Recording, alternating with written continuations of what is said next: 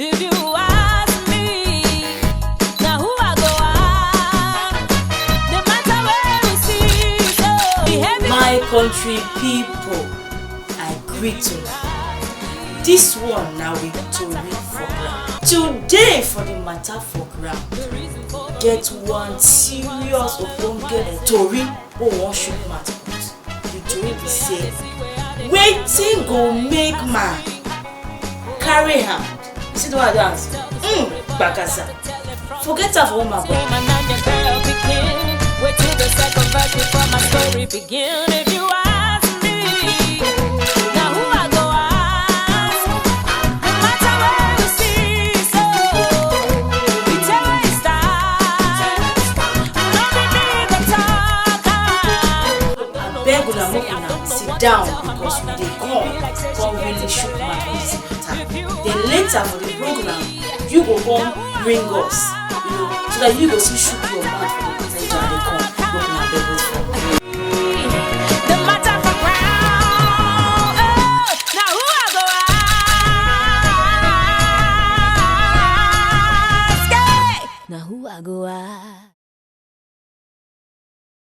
My country people, you know say when you see this story babe for TV by this time, you know say the matter for ground don't reach. The matter for ground now where would they shook mouth for any matter wey affect you come affect with society. Now last week now we start the matter, and the matter be say now every man now they look outside. But we can't know it last week, so every man know. Say but now plenty men they look outside. Now so we can know why they look for, why they look outside. We can say they say 80% of the wahala wey they cause am say now women they cause am. Not be smart last week, but this week now we go finish the matter. So make you not come out, make you sit down, get it back, because later for the program you go ring us to make yourself shake your mouth and for the matter. Now me, the Tori babe, I dey come make you wait for me. Wait till the second verse before my story begin. If you ask me, now who I go ask? No matter where we see, so we tell where it starts. No be me the talker. I beg una make una sit down because we dey come really shook mouth on this matter. Then later for the program, you go come bring us, so that you go see shook your mouth for the matter you dey come. The matter for ground.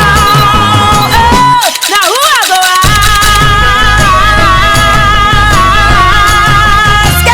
ask? Now who I go ask? Not be every man they cheat. Now circumstances they make some men they cheat. Women they contribute to men to cheat. It no be say man just get up say I go cheat on my wife. No. Now when he see say the wife, the respect when he deserves, the woman know they give him. And two, maybe the woman they suspect the man go out, spend 2 hours, 3 hours with friends. He go say, this man go don't carry another woman. Or you even see the husband self with another woman stand, they discuss maybe business, office matter.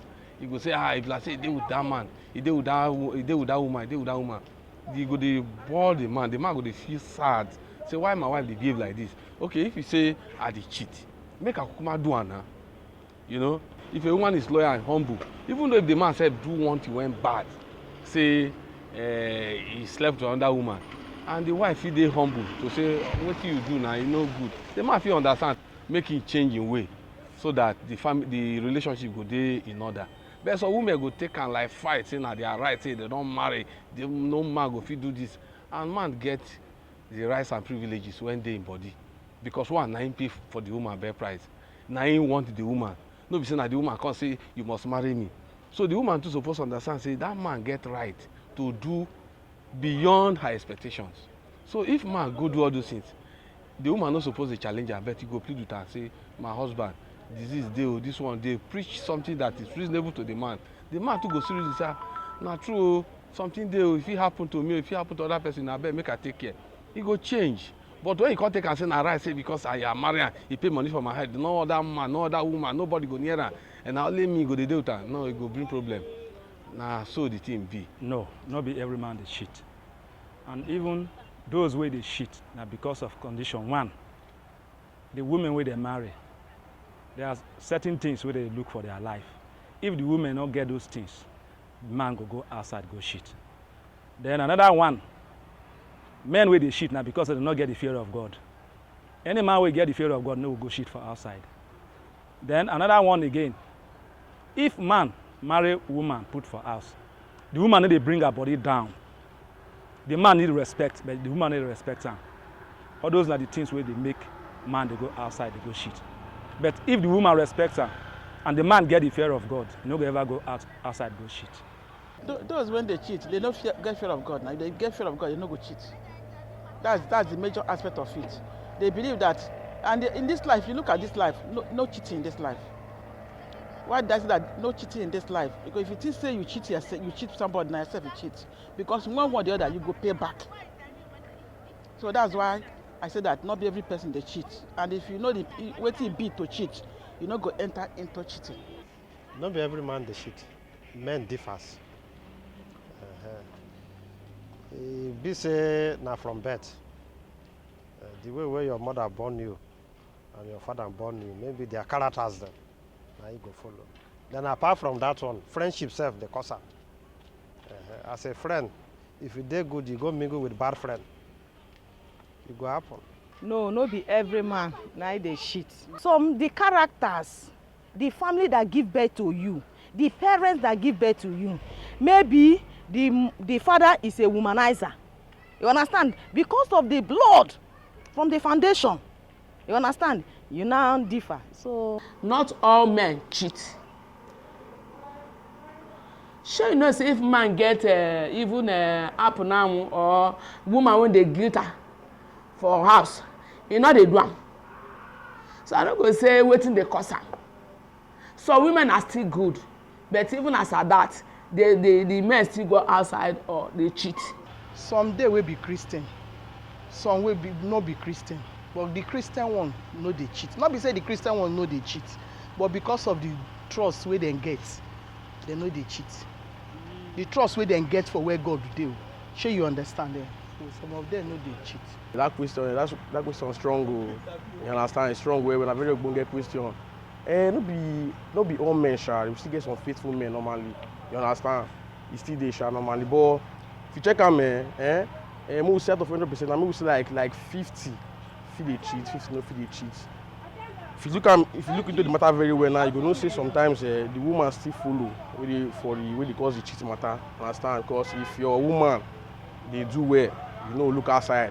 My partner me say if you feed your pikin well, the belly full, no chop for outside. If the woman they give the man the level, understand? The yum, you understand? You know go do on outside, you understand? But if you know they give them, like some women go tell you say I'm tired. I just came back from work. I'm tired. The man must look outside. Man and man, you know. See, man and man, no be lie you. Man and man, you understand? Once the man come say he want to do this thing, give him. You know, see, no only mad man go still go outside after you don't. You understand? But if you man say you dey try, you dey deliver, you no go want look outside now. You understand? So last, it all boils down to both parties. You understand? If you as a man, they do your work well as a man. They deliver, the woman has some money, if you provide money and everything, then you as a woman, I don't see any reason why you know give the man a right, now a right. You understand? The Bible says woman submissive to your husband, you must give her that thing. You understand? I no go talk saying every man they cheat. He get some good husbands. He get the one be say no matter what you give to them, they go see go look for that thing for outside. Out of 100 men in this world, I go fit talk say 80 of them not dey faithful to their wives. They must still go outside. E dey inside their blood. Without being told, we're Africans. If you too talk, they go tell you say, after all, if I get power to marry as many as I can marry, I go fit marry. That's what they go tell you. You no go say because your husband dey cheat, that you go run comot for their house. As they run, they come up for the house. Na so that person they come in. Or that one say when you follow go cheat, that one they run, they come. So e dey their blood. The only thing be say what we go dey do as women or as wives in the house be say, just play your part. It's good you trust your husband. but not to trust your husband may you no go die for hypertension like me personally e dey men blood to cheat either you be queen o you be ugly person o you sabi cook o you no sabi cook o you dey give them wetin dem want every day o they go still go outside there go still collect that same one wey dey outside na so I see am. Maybe I feel say it's biblical because God don't give us dominion to dominate. So maybe some men feel say let me be the boss. So not anything I do, no problem. Go through as a man. Let me get everything. Let me get the woman. Let me get everything for her. So the feel say they are right to cheat. Yeah. Tell our mother too, make they bring their husband together. Make them know they anytime when you want the spiritual food, make it give her. But if you know they give her, the man I go there outside. Anytime when you want, even if na early morning they go work. If he do harm, say Papa, you go just understand. You go come back, or now you go handle. When you don't handle finish, then you go work. As you just handle finish, your mind go free. This time too also talk. Make men, make them try, make them not marry two women. Na problem. That one na highway to grave. I want to make you talk this one well. That one na death too. Make you not try na death or death trap. Make you not try because you go say I get money na life. Whether you get money or whether you get everything. That too na true. And when pressure of this one, anything where even if you do one for this one like this, you not do this one. You go say, oh, this motor why you buy for this one? Why you not buy exactly for me? You know, maybe in your own self an idea pass the other one. That one na proof. That one na suicide mission. Thing two, they make the children not they live well because you get a spirit where they follow. Once you will be man cheat on your wife, the spirit go enter your body. Once woman cheat, do care for your husband, spirit go enter your body, and that spirit will call they affect the children. If you ask me, now who I go ask? No matter where we see, so it's a way start. No be me go talk, be heavy for mouth. If you ask me, no matter for crown, now who I go ask? My country people, the matter for ground be this one. You hear that guy where he just talk finish. He say man, na man. No, Moko not use and play. Say man, na man.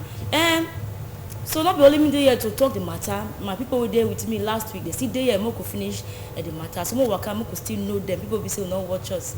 And last week I get for that side Pastor Bright. He there. My people, good afternoon. Oh, they hear you. Okay. And I get Madam Favor Kafo. Good afternoon, my greeting, welcome. Okay, and I can't get my brother for here, Ina Solomon Christopher. Our country people now well done. Okay, we greet you, my brothers.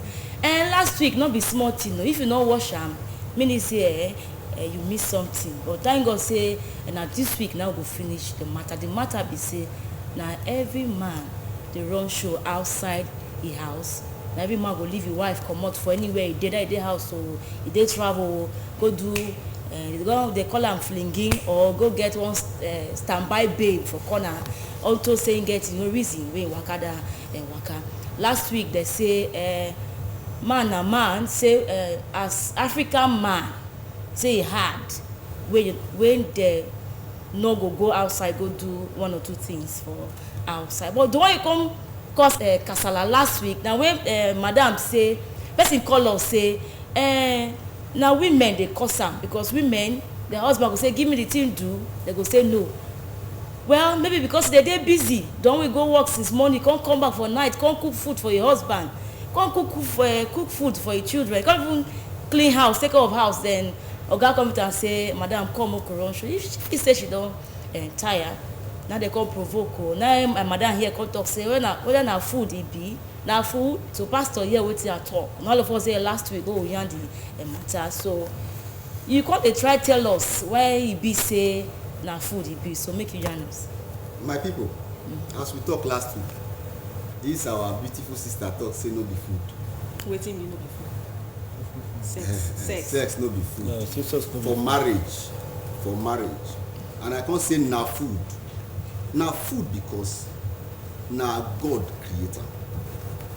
Na food because in a normal healthy relationship between man and woman, sex na fundamental for that marriage. Many marriage today don't break because of sex.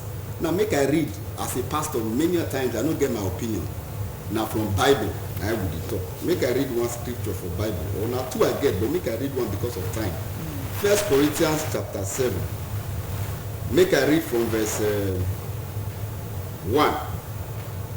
I'm reading from Easy English. He said, Paul said, you wrote to me to ask me about certain things, and now we answer you.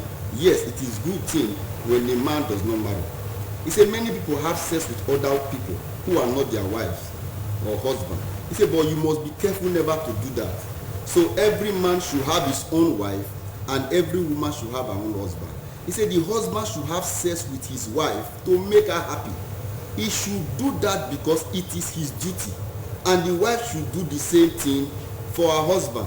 He said the wife does not have rule over her own body, but her husband rules over it. He said in the same way, the husband does not rule over his own body, but his wife rules over it. Then verse 5, he said, do not refuse to have sex with each other unless both of you agree to stop for a short time, so that you can use your time to pray. He said, but you should come together again soon. You need each other so that Satan cannot cause you to have sex with other people. Now Bible at the top, now the reason. Waiting God right for you. Say once you don't marry, husband and wife. As pastor, for example, if we wed people and they go out, they don't have sex in that marriage is not marriage.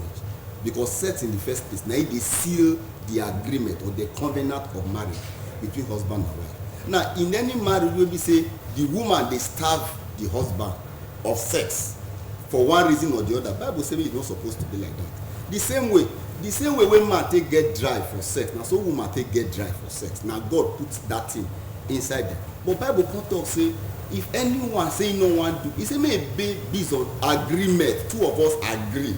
Maybe they want fast. Bible may mention of fasting, but we don't say no be only fasting. Other things dey. So for anybody to come talk say, I come out, I tire today, tomorrow you come out, you tire, and the man dey born, automatically, like I talk last week, there is no reason for a man to go outside. But you don't use your own hand. They push your wife or push your husband. They go outside because for inside office.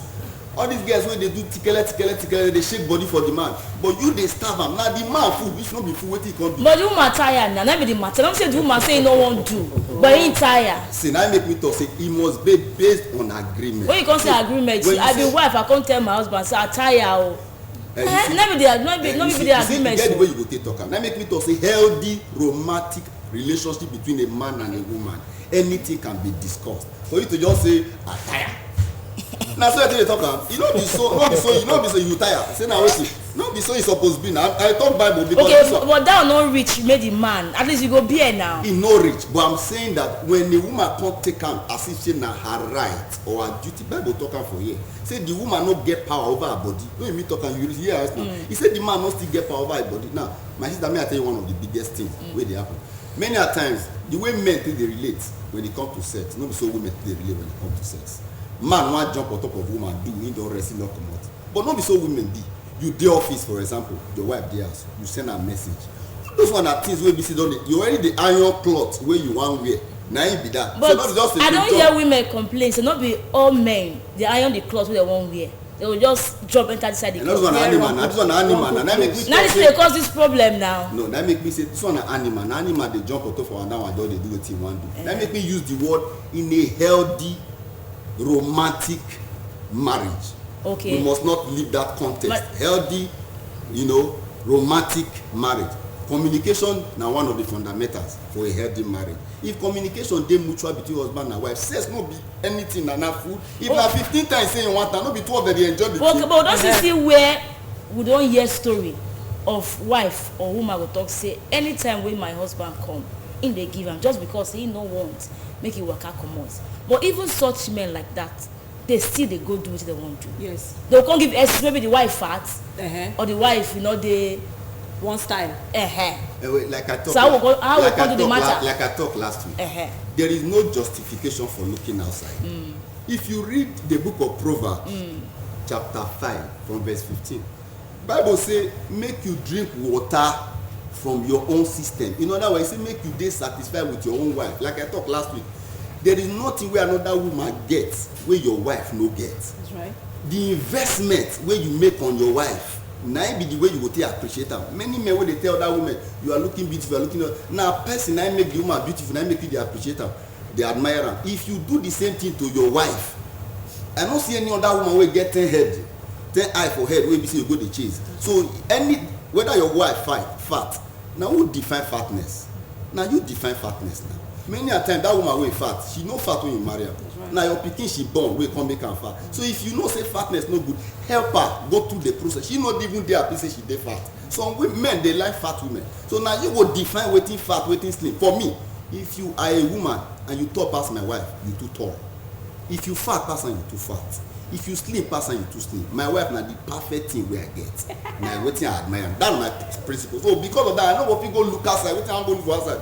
Like I tell you, if I see this hair, I like your hair, I go do one for my wife because I want to admire the content. I go make marriage sweet. For me to come, they go outside. Listen, people when they go outside now self-centeredness. Now they make people they go outside. Okay, Moku here person. I know that person. Okay, hello, my country person. I greet you. Yeah, good afternoon. I beg you, they call us and where you they call us from? That's why they call on Mr. Ken from Asaba. Okay, I beg Shukman for this matter. The matter when they grab say man they go outside, woman. Man they go outside, woman they go outside. So the thing when go make them go outside say, one, the man don't know God or the woman don't know God. If you marry, be satisfied with your wife, the woman be satisfied with your husband. But some of the things that we see for marriage now, many of them don't break. Some of them they say the man will start the wife upstairs. Some of them again, the woman will start the man upstairs. It's not that before it's not there like this. So it's what we see now, we say, make we talk to ourselves and make we tell ourselves the truth. You understand me? Husband love your wife love your husband. When this love don't do well, you understand me? So all this is what we talk, you know go there. But because those things not there, now make all these things they do. So I thank you well. Thank you, bye. I greet you, my country brother. He say if love dey, you know, go look outside. But Pastor Moku Waka, and we hear when we go talk with our people there for streets. So person say this not say man go cheat. Say not be today thing. Say they for Bible. They can't talk about Solomon. We say God love. He can't get money. Most of them say one day blessed. The way Solomon day blessed. Say but that one, your wife not fit count am. Talk let's say the babes where they corner. Say but not be today thing. Say now we don't start before. So not be we now. We change her. So we not talk for that one. Hope say no, my house no more use on the top of. Okay. I not understand why you can't push the matter corner. That's what they talk. Well, for that matter, be say you know for Bible, like Pastor now go Chukma for the matter. Yeah. You go analyze very well for that matter. The aspect of it be say some people go say and just say some women, some men, they not fit do with one wife. Some will say they need to marry like 3 wives. What it means is that any man wants to cheat. If you like, make him marry 100 wives, you go see cheat. If the 100 wife where he gets, no, they arrange themselves, no, they package themselves. You see some kind of women, once they don't enter her, the feel say they don't enter her, they go just do, they go just stay like Indomie for grand. They don't go just package themselves. You go package yourself, where's spaghetti, where's some kind matters. Maybe say, when the thing go make the man, when the man see your wife, all your body go the rise, body go the stand. You go see some kind of women, when they don't marry, you talk say, they don't marry, they don't born. They your feel say they don't get what they want. They go just relax, they don't go make up, they don't go put perfume, no roll up, nothing. You see some kind of women if they don't go brush their teeth, but that's what they date, you go say you go package, you go put perfume, you go put this thing. The man they buy okay, the man they buy at that time, quite understand it now. They buy them. You see they buy. You never ask. Okay, look now. You see some way some men, you don't ask the man who say he can't ask for money, the man don't give her money, make you go buy those things. You see men men are moved by what they see. Not be by just say you just corner. What you make her marry that woman because of what the move or what you see for the woman, they make her marry her. When you make her motivate them. By the time say those things where they motivate them, what they see that time when they marry the woman, you know they say again. He call himself for other woman for outside there, he go outside. But no, since the man not the same, because why would they talk this matter? Not because we won't just talk, we won't see how people go, you know, might use grammar, benefit from her. People go learn 1 or 2 things from the matter because the matter like we say they affect plenty people. You understand? So you dey talk now say before you marry this babe wey come be your wife, say you dey package am, she dey package herself, but she come marry. Most men once they marry the wife finish, they go leave the wife, and the wife go say okay. Don't be so. Madam, you be woman, make you talk for this matter. Don't be so. Don't be so. See, now tell you, don't be so. The way you done reason now, it's a very simple thing. Like what my pastor talk. Understanding. You guys go take talk to your husband. Oh, honey, my roll is finished. You go talk. You get look. Every man get your own press button. You go press your husband there. If you don't get money, you go borrow. They buy roll. Yes, now. I never see that kind of wait, now you dey talk say the man don't give am again. You don't know what happen. Maybe the man don't get that money that particular time. But before they date, I get. Wait now, the woman to the package too now. They buy to the man, they buy. So now the woman now don't call relax. He come say everything for the whole life now. They the man head because the man don't marry her. You know they take care of herself again. So don't say once they just born, they need to do some kind of thing, they do some kind of exercise. They just relax. You see they come fast like which I don't understand. And the man there. Now make that kind of sleep babe, and that sleep babe where you see that time wait till my woman again no dey again the woman don fat you don talk yokozuna. But hear wetin pastor talk just now say when you fat na your wife now. Make I ask something, you know say many a time not be because say your wife fat, because many of these men wey dey look outside, if you go look the women wey dey look na fat women. Now the same thing wey they reject for house, now they go they look for outside. Now they still go they look for outside. So me say they for their DNA according to my brother last week. Who want look outside? Who want look outside? Will look outside. Who no go look outside? No go look outside.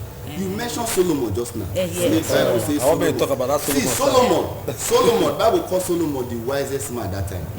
But see, by the time he can't take his wisdom where God give him, he can't begin corrupt him with women. He became a foolish man. Because which wise man will build a shrine for his wife and build house for his wife? They can't build shrine for him. That's not foolish. They not be wise man. When Solomon deviated from the wisdom God give him, he began to do some foolish things. So all those married women, God give man one wife. Marriage now God idea, not be man's idea. And if you will ever succeed in marriage, you must follow the blueprint of the original manufacturer. See, people when they marry 2 wives, 3 wives, many a time they leave problem for their children and grandchildren to inherit. You know why? Because the children of this one, they know they agree with children of this one. If now one man, one wife, many of the problem what they get today, we not go even get them. So you to sure? Marry, I tell you my sister, to marry more than one wife now to carry trouble kill yourself. Now trouble because one wife is enough. One wife, now grace to even handle one wife. No talk of say you can go carry 2, join body. Some go even carry 3. They say that their tradition. Bible no talk about tradition. This is what we are talking about. Now then my matter dey. Say whether sex na food. Now then now till they enter this. But that's they go. Because if you say Solomon as the wisest man, where they for Bible, you understand? Solomon try see. You understand? Yes. He no belle full. So this contest say sex na food. I won't ask now say why you know they belle full? If na food, why you say no dey belle full? Because some men go eat, overeat, lick plate. Can't even, if like people want lick orange, you know they go lick orange, suck orange anyhow. They can't go open and tear the way they for side. At the end, it come be like carcass. Man go say, I don't see you finish. You don't browse the website, nothing there inside the game. So what I want to do? Man go take fresh one. Whereas now you forget say, now you spoil that thing. Now you spoil am. So if you talk about that sex now, food for marriage. Sometimes they say don't spoil. We need to know. They don't too open. You don't understand. Yes, I don't understand. Some they spoil. Some men go take their wife don't over open. You don't understand. I don't over open. So they want something way tight. Now be the package what they talk. They forget that them. The package Do you understand? Life so packaging. if you say sex for marriage, sex is not the main thing in a marriage. But you understand? It's fundamental. It is one of them. You see, it is now one of them. You understand? See. The main thing for me, the main thing for marriage, they make marriage they really scatter. You understand? Now trust. I agree. Now trust and communication. I agree. Because if you trust your and companionship, you get you and your husband go sit down. When I would always talk. Get some men who go enter house. You understand? Their wife when they greet them, then they talk to each other. She's a nagging person and everything. I don't hear say women say don't use nagging. Talk. We dey forget that one. We dey forget that one. We want the hammer on sex. No, like sex. you know say I talk now. You know say I talk say a healthy some men still dey nag. Relationship. Some men still dey nag. My sister. Okay, we go hear wetin our country person get to talk. I greet you, my country person. Hello. I greet you, my brother. On a talk this matter. We Mama go give men when they talk child, let them talk within and they talk with one learn. The way you are arguing, you're not making sense at all. The men they tell you, now men I get the problem, then they tell you what's the problem. What you talk? They don't say sex, now you say no, not I know they how you take no, you man. He say na men get the problem, but they tell us we dey argue for it. Some people hear wetin the men dey talk. Wetin the men dey talk. Mo hear some mo could change. I don't understand wetin. Make I tell you one man. You know they understand. See, na men na we wear the shoe, na we know where they pain us. Women. Now we go pay to now. Let them know what they happen. You know, say for marriage, no one person get the 100% right. Married now 100. The woman get 100% right. Beautiful. The man get 100% right. He said two of them shall become one flesh. You don't say two. So two of them get right for the same thing. He said, can two work together except they agree? For any marriage to be successful, my sister, the man get role. The woman get role. Correct. If you play your role, I play my role. Like waiting my brother they talk. If you be like say some people they laugh, put for the matter. But point they waiting they talk because I be marriage counselor. We they teach, for example. We they tell women, not be me suppose can't help you package yourself in marriage. Sure. The same way the man, as a woman, for example, you have a responsibility to keep yourself. The same way the man too. Like I said, there is no justification because you be man, you come in. But I never see any woman when the husband, man not say any woman because the woman being with they different. But I don't see say any man, since you want make your wife wear spaghetti, I be Indomie according to what is solo talk. He buy am. He go buy and come say, "Honey, I make you wear this Indomie or spaghetti." She go wear now. She go wear. But so be the problem. See, as I talk to you now, for my house, for my wardrobe, I get packet of pants where I buy for my wife, which she never wear. Can be good man. But how many men they do am? I dey go boutique. You know why? You know why? I want make see the peace where you get for marriage, and the peace where you give your wife. Of course. Okay. So anything where you want to enjoy for this life, give am to your wife will give am back to you. Okay, wait. Okay, that man wey call now, they talk say, make we listen well. Are you getting wetin una dey talk? But now I come ask now, you say you dey do am, but you know say most men no dey do am. Most men don't even know when their wife dey see their monthly pidgin and I vex you don provoke like they speak English. Men they don't know when their wife dey see their monthly time. You understand? But women they endure. Why we say when you reach this particular issue, say sex, they will take off. Why we say you reach that one? Women they endure, but men why they no fit endure? Why they no fit endure? You understand? So if you talk about if we just center everything based on this sex matter, it get as it be. Okay, now we don't hear issue. A lot of these men, you understand, now just excuses to go outside, go run package. Okay, the one they say they for a blood, they born am to cheat. And they tell you communication now come change. The one they born. According to what they talk, most of our people follow talk for streets. Say get some, they born still for their blood. Yes. He say they born them to cheat. So communication or you give the man every day, now go make am not come waka. Even if you give some everything wey man dey do, everything wey human being dey do, they pick am from somewhere.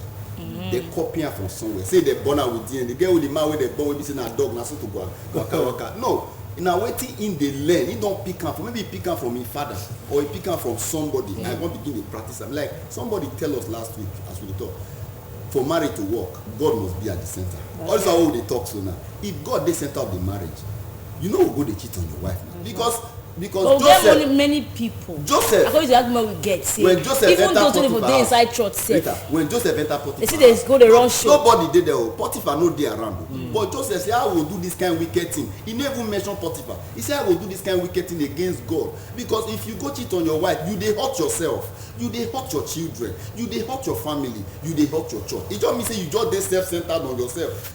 You know they think of another person. Person wey be say dey self-centered. It dey hurt other people, no they consider. So for marriage to really succeed, we must also put other person into consideration. Like for example, you want to have sex with your wife, she tell you, my honey, I strong, I know well. Now reasonable man will go dey push his wife to that level now. If your wife die, for example, you dey have sex with am, which wife you come get? But the man not go tell you say he one reason now. He go just tell you say he not do. Now my wife not agree make. Now where communication come in? Now the communication. No, so now communication be the life wire of everything. No. See, the thing be say, na very simple thing. Like what my pastor talk so. Now communication. no man wey get sense wey be say except the man sef maybe e no dey normal you come say wife no come well because you come take am as excuse say the wife no give am. I dey come make I lis ten. Hello, abeg who dey ring us? Hello. My person, abeg wetin be your name and where you dey call us from? I am Sam calling from Asaba. Okay, abeg shook mouth for this matter. Wetin be the topic say na every man dey look outside? Yes. Explain am well to me. Maybe you just dey join us, but they just na every man dey leave him wife for house go dey don turn us to soup. They say okra they wan change am to egusi. Na every man na go leave him wife for house go run show for outside. Okay. The matter be that. So is it any law binding men not to marry many? Tell us, now make you shook. Tell us now. They hear, we won't hear you. Now make us make you call us. Would they hear you, Oga? Hello? If they ask us, if they get any law where home man say make he not go cheat, me no go carry another woman. If get any law where home man say make he not marry more than one wife. That's what he talk. That's what make he tell us. Not make us call us. So since he don't call the phone, I'm gonna answer that one. That make us there. Any law where say make man go pull head for trailer, make trailer. Say the Bible don't talk against it. Say na one man, one wife. So na the law na be that. But the ones where they go outside, na the ones where won't go outside. There is no. But we Africans, there is no law. We African, now African I bring the law. There is no law. Africans bring the law. The thing where they be say, most women. Okay, see, you get one day where I go see somebody. I don't go see one of my friends.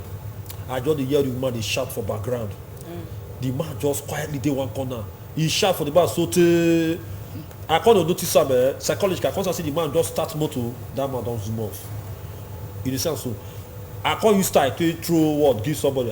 But when that man don't go jam, he say na normal level. Once the wife does the shout like that, don't shout. The man go just come out, go drink beer for outside. You say the woman that don't use nagging. That's so nag. But something cause am now wey make the woman call the nag wait now. Now. They wait. You get issues wey go make am dey nag. No be say the man go just to get the nag. You get women wey be say nagging na the portfolio. They get that na back. They carry for back like this. They sabi nag well. Okay, now you see husband now. Okay, now that woman. That's it. Every time I actually they nag the husband, the man they go outside. When the man go outside, you go drink some bottle of beer. Now you don't nag your husband. Every time you don't just anytime you shout for your husband quarrel, you drive come out. You don't say use your initiative to say this is what they do as a woman. You know they good. So long we hear wetin person they talk. Hello, I agree to my country person. Hello. I dey hear you, my country person. Abeg wetin be your name and where you dey call us from? Okay, my name is Anthony. Abeg make you talk. Make we hear wetin you dey talk.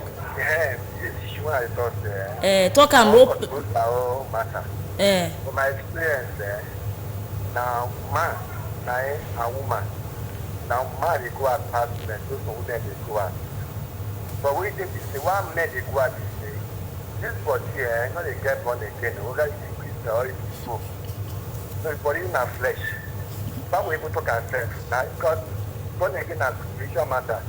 But when it is issue of flesh, what do they say? Well, what do man they see for street? Guess what they get for street? If you go shop right now, if you go shop and the man come back, if you get one when I open there for you, you get your body to do you. You see how it is so. Women should also know that their men are in danger. People in the office where they work at time, waiting will see for office.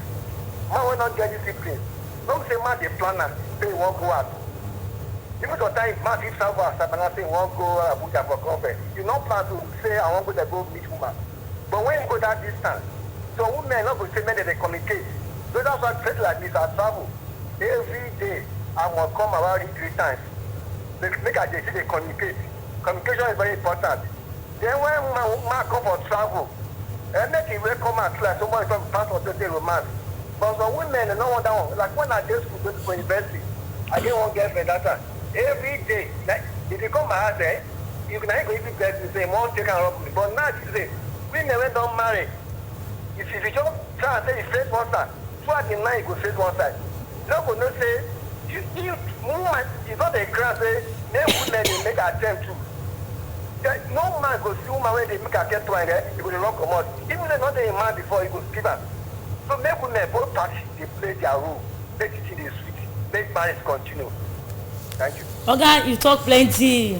You do well. You say person fit born again you say but the body sometimes not dey fit born again my person go talk that one say the body na flesh so when you go talk about shop or you go see say no be man dey put am for mind say you wan go run shoe so but wetin you fit see go make am the mind come go that one okay so the matter big but make I talk one thing before we begin talk on wetin we go fit do to say the thing reduce because some people say dey for their DNA the person go tell us don't say dey for the blood how we go do am but when we go begin talk that we go talk this one we come hear say pastor talk say na one man one woman but we come get the argument after last week we come talk say if every man just take only one woman maybe as wife or any other thing say how the others go do say because women plenty pass men he say if the man go one place say na babes now go dey pour acid for the person wife so okay na only you wan take your wife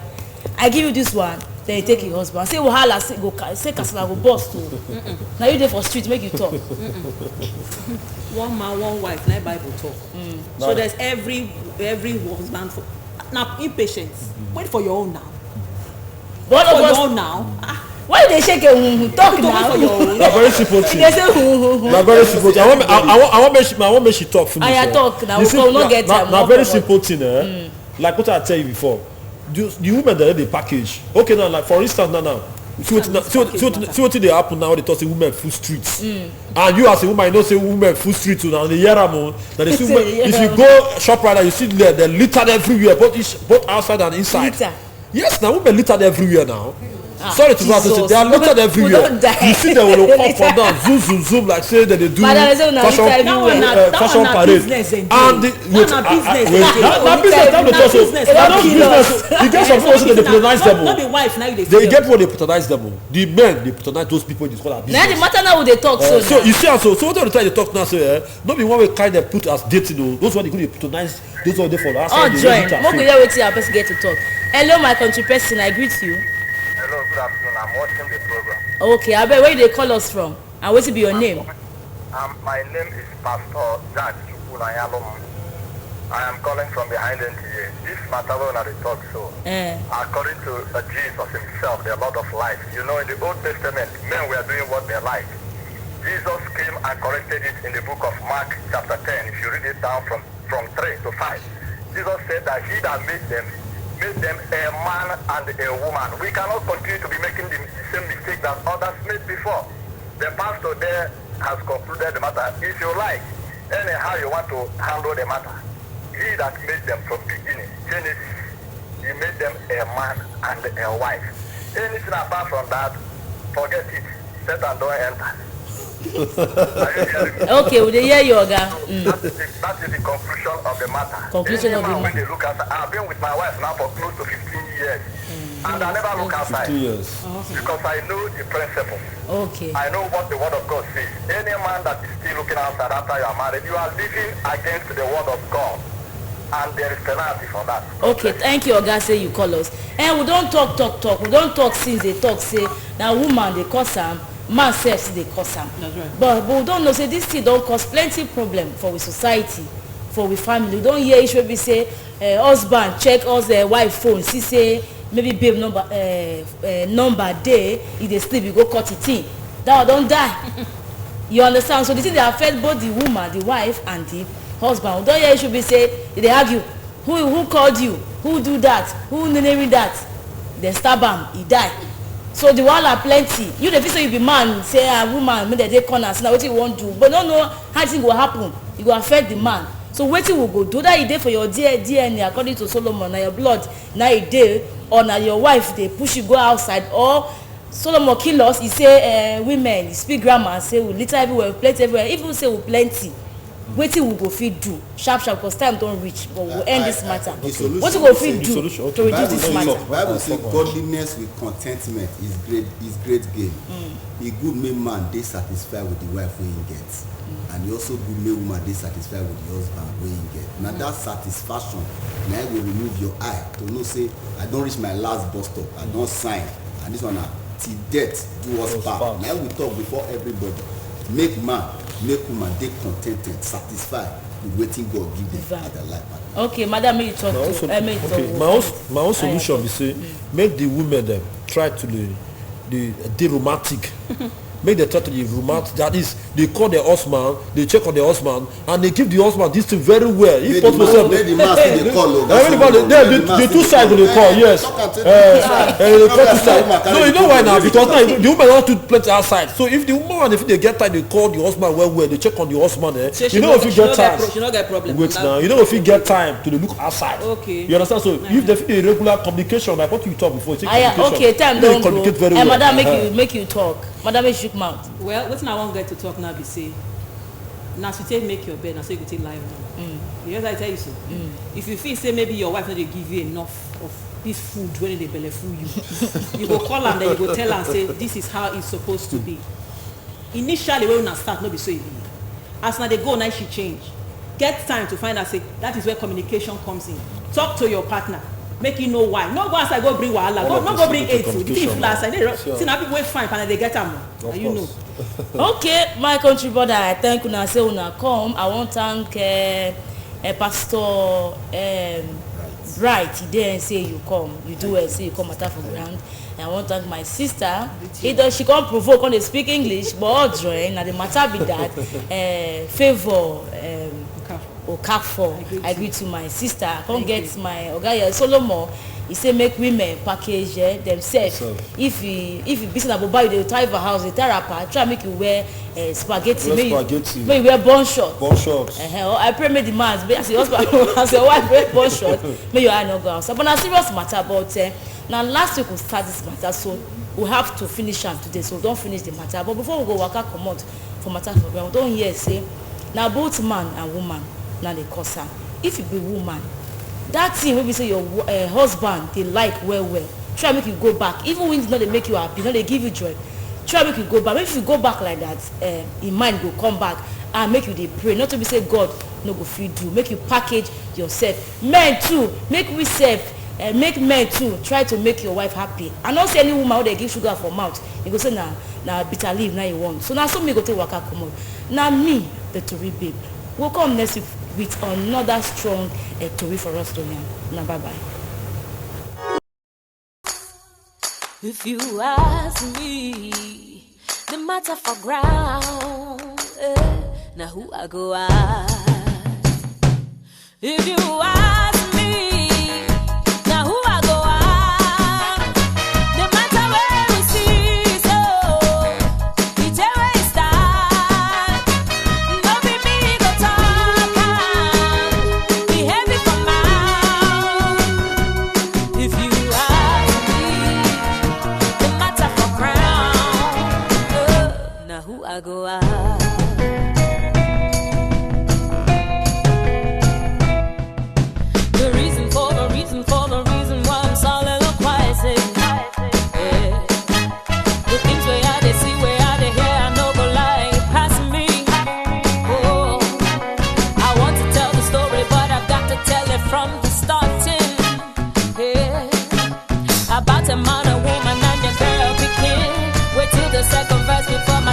Begin if you ask me, now who I go ask? No matter where we see, so we tell it's time. No be me go talk, be heavy for mouth. Oh, if you ask me, no matter for crown, now who I go ask? Oh, the woman travel, leave her daughter with the husband home alone. Hey, you know, say I think you see the man is daughter and then they play strongly. Yeah. A month later, the daughter say her period to